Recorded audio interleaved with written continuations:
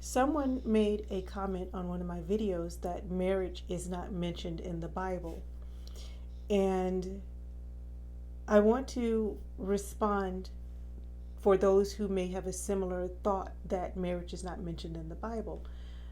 The word marriage is a translation of a Hebrew word, wayika, which means take.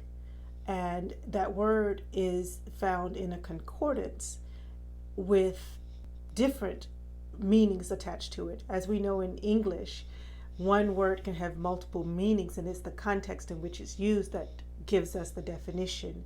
So it is with this word take, which I think is lakek, but in the translation where it applies to marriage, it is wayika. And this word wayika is used when Isaac married Rebekah. Says he took her to his mother's tent, Sarah's tent, and he married her. He wayika with that word took. Esau went to Ishmael and wayika. He took a wife from the women of Ishmael, and that word wayika is used there.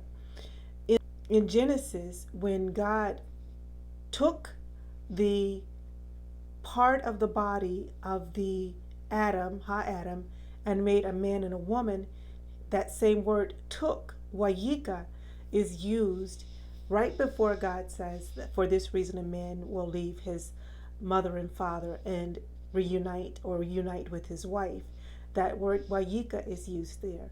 So in the Bible, though the English word for marriage isn't used, there is a clear word in the Bible in Hebrew that means that a man and a woman are married, or that a man married a woman, or that God married a man and a woman, because that is what he did in Genesis 2:21 through 24. That those three verses, 21, 22, 23, 24, those four verses are the marriage between the first man and the woman, or the man and the woman that God took from the Ha-Adam, who was male and female. And so in this video, I want to talk about the covenant of marriage. How do we enter a covenant of marriage? How do we know whether we're entering a covenant of marriage when we decide that we're going to marry someone? So often, many of us marry outside of, I guess, scriptural authority, God's authority to marry someone, because most of us like someone, fall in love with someone, start dating, or like hopefully we'd start dating and then we fall in love with them. But whatever, we do these things without consulting God.